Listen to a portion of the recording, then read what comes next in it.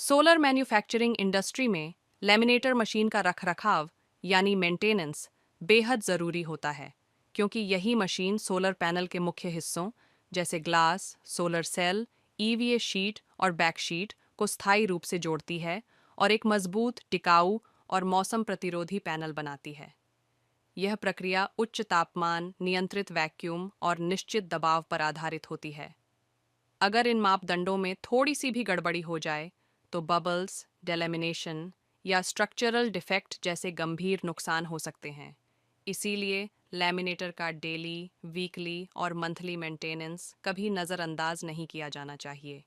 Daily maintenance में आपको check करना चाहिए वैक्यूम पंप का ऑन आयल लेवल, फिल्टर की स्थिति, टेफलॉन शीट की सतह पर कोई कट या चिपकाव, हीटिंग प्लेटन का तापमान यूनिफॉर्म है या नहीं, रोलर्स और बेल्ट की सफाई और सबसे ज़रूरी, इमरजेंसी स्टॉप बटन की सही से काम कर रही है या नहीं।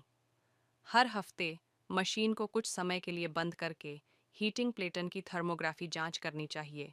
वैक्यूम चैम्बर और फिल्टर को साफ करना चाहिए।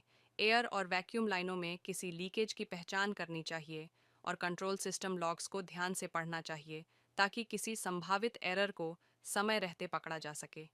हर महीने एक डीप मेंटेनेंस ज़रूरी है, जिसमें शामिल है टेफलॉन शीट की रिप्लेसमेंट, तापमान और दबाव सेंसर की कैलिब्रेशन, हाइड्रोलिक और पैनमैटिक सिस्टम की निरीक्षण, मूविंग पार्ट्स की लुब्रिकेशन और मशीन के सॉफ्टवेयर और सेटिंग्स का बैकअप लेना।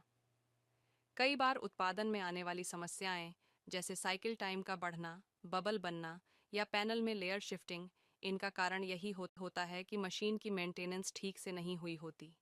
इसीलिए ऑपरेटर को ट्रेन करें कि वह शुरुआती संकेतों को समझ सके। साथ ही ज़रूरी स्पेयर पार्ट्स जैसे टेफलॉन शीट, सेंसर और फिल्टर हमेशा स्टॉक में होने चाहिए ताकि प्रोडक्शन न रुके।